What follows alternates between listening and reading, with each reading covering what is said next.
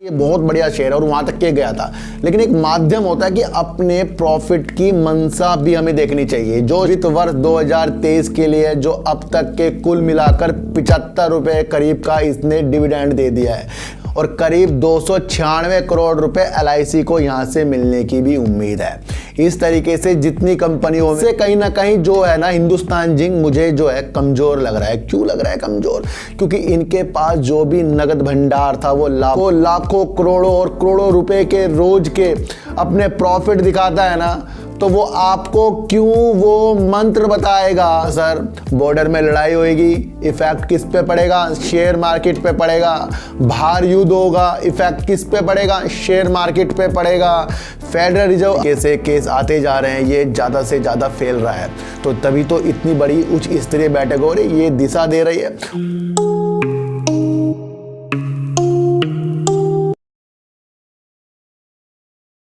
नमस्कार, मैं स्वागत करता हूं आपका अपने ही चैनल पर जिसका नाम है सार्थक बाजार से। आज बात करेंगे सर ऊर्जा ग्लोबल की और बात करेंगे सर यस बैंक की, बात करेंगे हिंदुस्तान जिंक, वेदांता और बात करेंगे सर LIC की।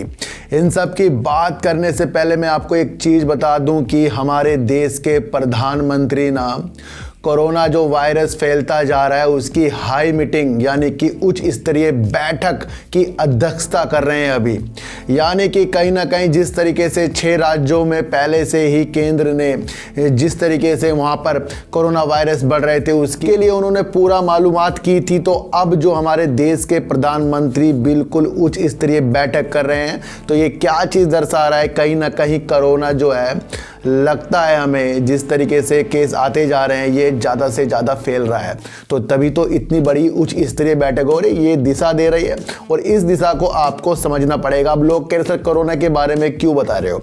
देखो सर, बॉर्डर में लड़ाई होगी, इफेक्ट किस पे पड़ेगा? शेयर मार्केट पे पड़ेगा। बाहर युद्ध होगा, इफेक्ट किस पे पड़ेगा? शेयर मार्केट पे पड़ेगा। फेडरल रिजर्व अपनी ब्याज दरें को बढ़ाएगा, किस पे इफेक्ट पड़ रहा है? अडानी जी यहाँ पर डूब रहे हैं, किस पे इफेक्ट पड़ रहा है? यस बैंक जब पहले डूब गया था तो वो बैंक का शेयर प्राइस कहाँ है और किस पे फर्क पड़ रहा है? और इसी तरीके से जब 2020 में कोरोना वायरस आया था तो फर्क किस पे पड़ा था?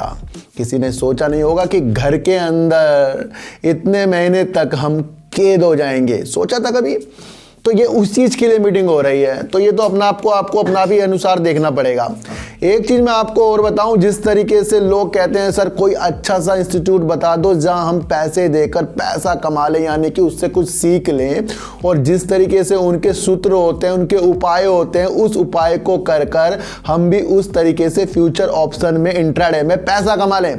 ध्यान रखना मेरी एक बात कि जो आपको लाखों करोड़ों और करोड़ों रुपए के रोज के अपने प्रॉफिट दिखाता है ना, तो वो आपको क्यों वो मंत्र बताएगा? सबसे पहले आप मुझे ये चीज़ बताओ कि जो फ्यूचर ऑप्शन में करोड़ों रोज कमा रहा है तो वो पहले करोड़ को बाद में वो 2 करोड़ नहीं बनाएगा, फिर वो 2 करोड़ से 4 करोड़ नहीं बनाएगा। इस करते करते वो साल भर में अंबानी अडानी नहीं बन जाएगा। ध्यान रखना सर, देखने में चीज़ें अच्छी लगती हैं, जब इसे करने बैठोगे ना तो जितना पैसा हमारे पास है ना वो भी उड़ जाएगा। तो हमें क्या करना है? अगर हमें फ्यूचर ऑप्शन इंट्राडे में अपने फ्यूचर की चीज़ें देखनी है तो हमें जिससे भी सीखना है, सिर्फ सीखना है कि इसमें काम किस तरीके से होता है, किस तरीके से किया जाता है, जिस तरीके से वो कर रहे हैं। देखो तो सबके अपने अपने फार्मूले होते हैं फ्यूचर ऑप्शन इंट्राडे में, बैंक निफ्टी में, तो उनके अपने फॉर्मूले हैं। अब उस फॉर्मूलों में उनके पास ज्यादा पैसा होता है, यानी कि उनको अगर लॉस भी हो गए ना वो दोबारा से पैसा डाल देंगे उस फॉर्मूले को सक्सेस करने के लिए। और हमारे पास क्या है? हमारे पास इतना पैसा खोने के लिए नहीं है। इसलिए मैं ज्यादा से ज्यादा, जिस तरीके से लोग कहते हैं सर उसने 1 लाख कमा लिए, 4, 5, 10, अरे जो जितने कमा रहा है वो आपको मुझे क्यों बताएगा? ऐसी अगर किसी को मणि मिल जाए तो वो हमें देगा या अपना आप कोई बहुत अमीर करेगा? सोचो। तो सोचने से हमें सब कुछ मिलेगा और अच्छा सोचना और देखने से ही हमें अपनी आंखों को खोलना है और शेयर मार्केट पे काम करना है। तो ध्यान रखना सर, अगर आप कैंडल चार्ट सीखना चाह रहे हैं, हर चीज़ जो सीखना चाह रहे हैं, उसके अंदर सिर्फ आपको सीखना है, काम आपको खुद ब खुद करना पड़ेगा। किसी के प्रॉफिट कमाने से वो प्रॉफिट आपको नहीं मिलेगा, ये ध्यान रखना। वो अपने लिए कमा रहा है और जो फार्मूला लगा रहा है वो अपने द्वारा लगा रहा है। उस फार्मूले में काम करके कई लोग बर्बाद हो गए।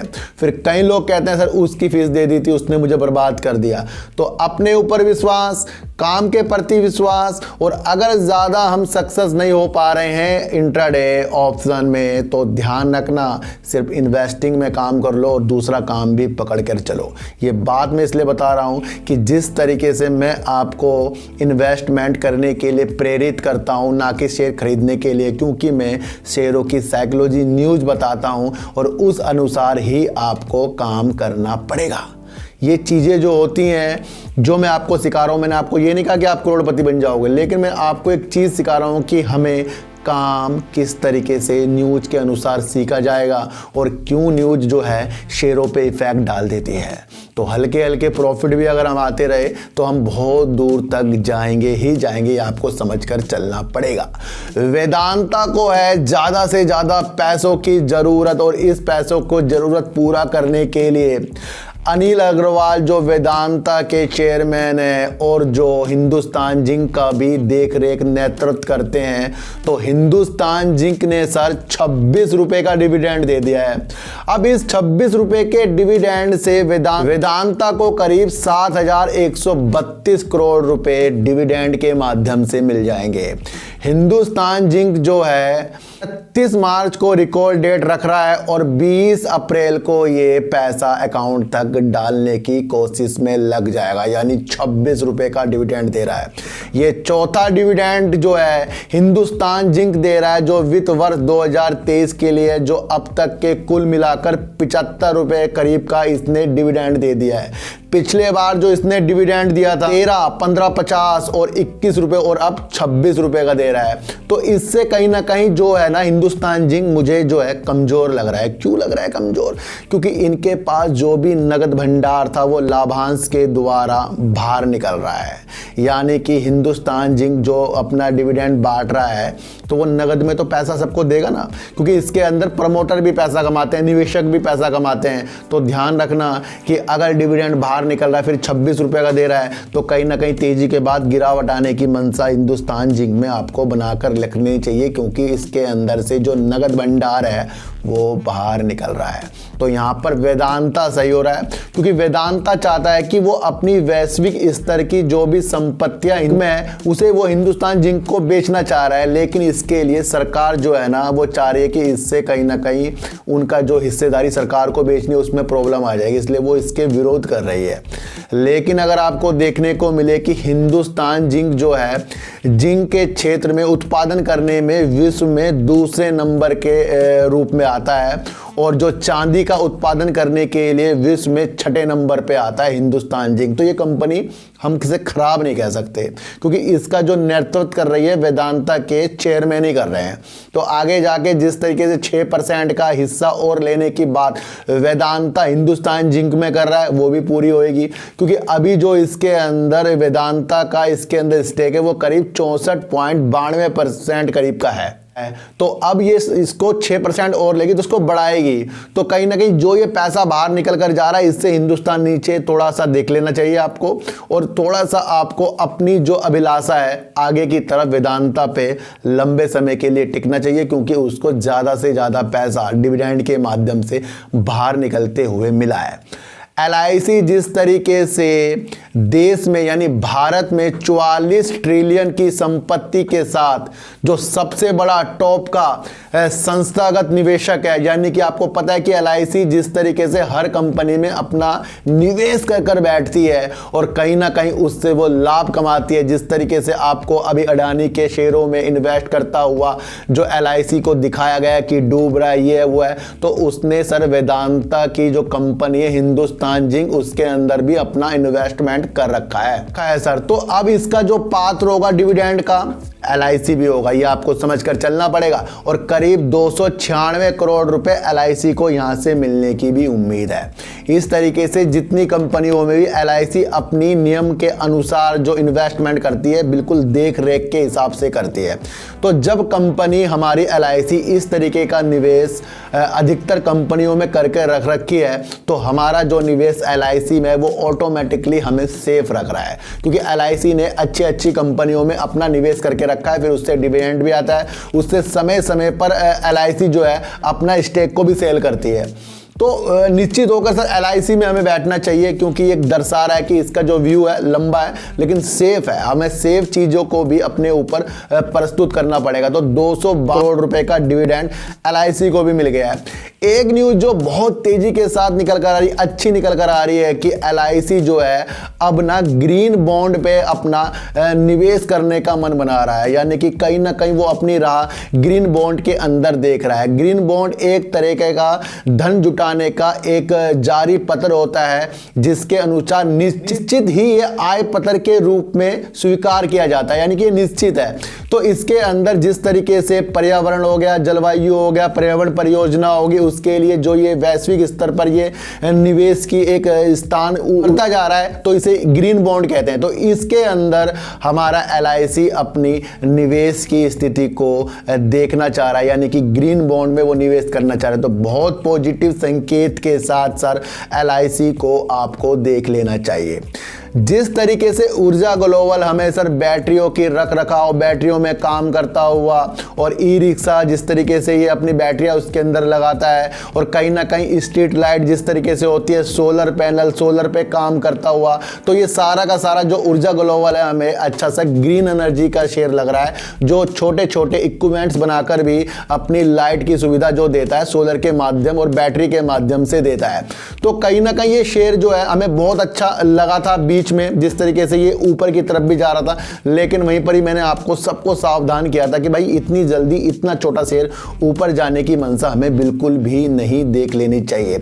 जिस तरीके से ये अपने कर्ज को कम करें, लगभग कर्ज मुक्त ही कंपनी है, लेकिन इसके अंदर आपको देखने को दिसंबर 2022 की होल्डिंग जो मिलेगी, FIs इसके अंदर से बिल्कुल जीरो हो गए, जो पहले बहुत ही नाम मात्र के थे, DIs भी जीरो हो गए। अब इसके अंदर जो प्रमोटर अपनी होल्डिंग को कम करते जा रहे हैं, फिर वहीं पर सर सबसे ज्यादा इसके रिटेलर ही इसके अंदर सर फंसे पड़े हैं, जो अपनी ऊपर की मंशा को देख रहे हैं कि कब ऊपर की तरफ जाएगा। लेकिन मैं आपको बता दूं ये जल्दी से शेयर ऊपर जाने वाला नहीं है, क्योंकि मई 2022 में सेबी ने इसके ऊपर कुछ पेनल्टी भी लगाई थी। जिस तरीके से सेबी ने जांच के द्वारा पता लगाया था कि इन्होंने मूल्य में कुछ परिवर्तन किया है, अपने बयानों में परिवर्तन किया है, जिसके वजह से इनके ऊर्जा ग्लोबल और ऊर्जा ग्लोबल के निदेशकों के ऊपर 2 साल का प्रतिबंध भी लगा दिया है। और ऊर्जा ग्लोबल जो है ना पब्लिक से, यानी कि बाजार से, शेयर मार्केट से धन जुटाने वाली जो चीजें होती हैं, जैसे OFS के माध्यम से हो गया,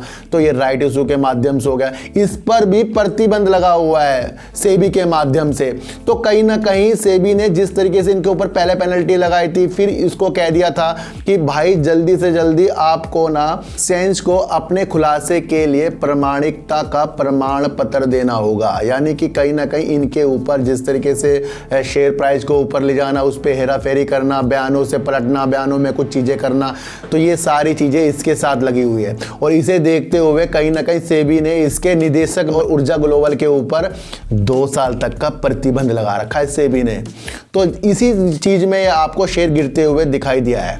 तो जो भी लोग आपको इस शेयर से बहुत उज्ज्वलता देखो सर, मैंने इसकी ना पहले ही गिरावट वाली वीडियो बनानी शुरू कर दी थी। शुरू में मैंने कहा था कि ये बहुत बढ़िया शेयर है और वहां तक के गया था, लेकिन एक माध्यम होता है कि अपने प्रॉफिट की मंशा भी हमें देखनी चाहिए। जो शेयर 4 से सीधा आपको 20 से ऊपर मिले, तो उसके अंदर जो 4, 5, 10 में खरीद कर बैठे हैं, क्या वो अपना प्रॉफिट ऐसे पैनी स्टॉक से नहीं लेंगे, या उस शेयर को वो 200, 300 देखते हैं? तो ये शेयर मार्केट है सर, कि अगर छोटा शेयर आपको बहुत तेजी के साथ ऊपर जाता हुआ दिखाई दे, तो वहां पर अपनी मंशा को थोड़ा सा कम करना पड़ेगा और अपने प्रॉफिट को भी समय समय पर लेना पड़ेगा। मुझे अभी भी याद है कि मेरे पास एक फ़ोन आया था, उस टाइम शेयर काफ़ी ऊपर था, तो उन्होंने कहा सर मैं क्या करूं, मुझे ना इसमें से और ज़्यादा पैसा कमाना है। तो मैंने उनको ना व्हाट्सअप में सलाह दी थी। मैंने कहा भाई अगर आपको अच्छा पैसा कमाना है, वो मेरी वीडियो देख भी रहे होंगे, या तो इसके अंदर 70 से 80% अपना पैसा बाहर निकालो, या फिर इसको आप सारा का सारा अपना देख सकते हैं प्रॉफिट। लेकिन उन्होंने शायद वैसा नहीं किया था। लेकिन अब वो सोच रहे होंगे यार मैं कहीं कर लेता, क्योंकि शेयर ना एकदम से नीचे नहीं आता। शेयर ना 2-3 दिन नीचे आता है, फिर 1-2 दिन ऊपर जाता है। तो उससे हमें लगता है कि भाई ये थोड़ा सा ना ऊपर तक जाएगा जहाँ हमने खरीद रखा है। तो ऊर्जा ग्लोबल का काम बहुत अच्छा है, लेकिन एक सेबी की इसके अंदर नज़र है और इसके ऊपर 2 साल का प्रतिबंध है। ये भी आपको समझकर सर चलना पड़ेगा। तो सारी चीज़ों को मैं आपको खुल के बता देता हूँ, और इसके अंदर काम कैसे करना है ये सिर्फ आपको ही देख कर चलना पड़ेगा। तो सर यस बैंक की बात करेंगे, और यस बैंक में मेरा एक ही मकसद, मैंने आपको 3 निगेटिव चीज़ें जो कल ही बताकर चली है वो आपको समझना पड़ेगा। जिस तरीके से क्रेडिट स्विस की जो 81 के बॉन्ड जो जीरो करने की बात हो रही है, फिर उसकी तुलना यस बैंक से हो रही है, क्योंकि यस बैंक ने भी इस तरीके का काम किया था। लेकिन बॉम्बे हाई कोर्ट ने यस बैंक को कहा था कि आप दोबारा से 81 बॉन्ड को शुरू करें और जिनके पैसे उनको सब चीज़ों को लिए सही रखें। लेकिन जिस तरीके से लोग तुलना कर रहे हैं भाई, जब क्रेडिट स्विस इस तरीके से अपनी चीज़ों को जीरो कर दिए 81 बॉन्ड को, तो यस बैंक भी हमें कहीं ना कहीं पॉजिटिव दिख रहा है। तो लोगों की बातों में नहीं आना है, क्योंकि इसका एक मामला बॉम्बे हाई कोर्ट ने सर बहाल कर दिया था, लेकिन सुप्रीम कोर्ट के पास यस बैंक गया था। अब सुप्रीम कोर्ट ने कहा है कि वो कभी ना कभी इसकी सुनवाई करेगा आगे जाकर।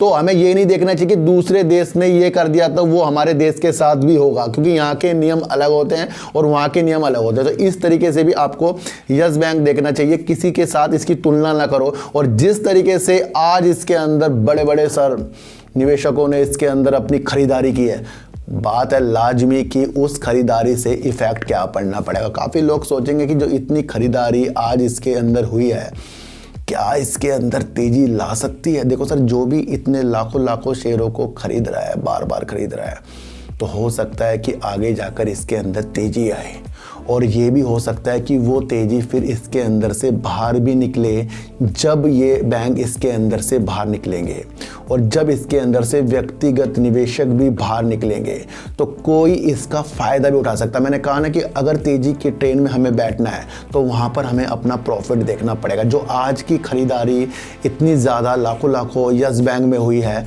तो वो ये नहीं दर्शा रही है कि जिसने बाय किया वो कभी सेल नहीं करेगा।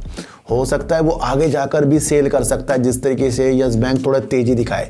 क्योंकि हम क्या करते हैं, हमारे पे कम पैसा होता है, हमारे खरीदने से कुछ नहीं, लेकिन बड़े बड़े जो चीज़ होती है, बड़े बड़े जो लोग होते हैं वो आगे की दृष्टि देखते हैं। और म्यूचुअल फंड वाले तो इसके अंदर पॉजिटिव बने हुए हैं, मैंने आपको पहले बताया था। तो मकसद अब ये है कि जितनी खरीदारी आज हो रही है, इसे देखते हुए आप सोच रहे हो कि ये सीधा 30, 40, 50 में जाएगा, और जाए भी क्या पता। लेकिन वहाँ अगर हमें अपना प्रॉफिट देखने के मन से नहीं बने ना, ये फिर दोबारा से आपको शेयर ना गिरावट दिखा देगा। क्योंकि इसके साथ 3 जो निगेटिव न्यूज़ है, कल वाली वीडियो देख लेना, वो मैंने आपके लिए बना दी थी। तो आज मैंने इसके अंदर जिस तरीके से खरीदारी हुई है उसके ऊपर आपको एक चीज़ बता दी है। और क्रेडिट स्विस जिस तरीके से 81 बॉन्ड का मामला जो है वहाँ जीरो हो रहा है, और यहाँ बैंक ने भी जीरो किया था, लेकिन इसका मामला सुप्रीम कोर्ट में चल रहा है। तो तुलना बिल्कुल भी नहीं करनी है। और यहाँ पर देखना है कि यस बैंक जो है लंबे समय के लिए प्रॉफिट है, लंबे समय के लिए काम अच्छा, क्योंकि ये आरडी और एफडी में भी अच्छा इंटरेस्ट भी दे रहे हैं, अच्छा रिटर्न भी दे रहे हैं अदर बैंकों के साथ। ये आपको समझकर सर चलना पड़ेगा। और तो ये सारी जो मंशा होती है इसको अपने द्वारा बनाना पड़ेगा। ऊर्जा ग्लोबल से हमें दूर रहना पड़ेगा, और तेजी आए तो अपने प्रॉफिट की मंशा को देखना पड़ेगा। यस बैंक से हमें जब तक के अच्छे सुनहरे अवसर नहीं देख लेने चाहिए, जब तक के इसके अंदर से जेसी फ्लावर 81 बॉन्ड तरीके से इसके अंदर से कौन कौन चीज़ें बाहर निकलेगी। खरीदारी जो हो रही है वो पॉजिटिव है, आगे के लिए तेजी ये यस बैंक आपको दिखा सकता है। LIC जिस तरीके से 1 करोड़ रुपए का डिविडेंड प्राप्त करने वाली चीज़ें बना रहा है, और जिस तरीके से ग्रीन बॉन्ड में अपेक्ट करने का मन बना रहा है, तो ये पॉजिटिव संकेतों के साथ है। ये भी आपको देखकर चलना पड़ेगा। हिंदुस्तान जिंक में आने वाले समय में गिरावट हो सकती है, क्योंकि इनका नगद जो भंडार है डिविडेंड के माध्यम से बाहर निकल रहा है। ये आपको समझकर चलना पड़ेगा। जो करीब 10,986 करोड़ रुपए का ये लाभांश बांट रहे हैं, लेकिन यहाँ से वेदांता मजबूत हो रहा है, उसको करीब 7,132 करोड़ रुपए मिलने वाले हैं। और हमारे PM मोदी कोविड के जो नए मामले आ रहे हैं, कैसी स्थिति हो रही है, इसकी एक उच्च स्तरीय बैठक कर रहे हैं। ध्यान देना, उच्च स्तरीय बैठक होती है, बिल्कुल मुस्तैदी वाली बैठक हो रही है, उसके अंदर देखना पड़ेगा कि क्या क्या नियम, क्या क्या चीज़ें निकल कर आती हैं। वो सब चीज़ें रात को निकल कर आएंगी और किसी के भी प्रॉफिट पर ध्यान न दो, जो आपका है सिर्फ उस पर दिमाग लगाना ही लगाना है। तो सर चीटी को हटा दीजिए, गाय को रोटी दीजिए और अपने बच्चों को ज़्यादा से ज़्यादा प्यार कीजिए, क्योंकि बच्चे ही आपकी मासूमियत से किस्मत पलटेंगे। तो फिर मिलेंगे आपसे नई वीडियो के साथ, जब तक के लिए नमस्कार।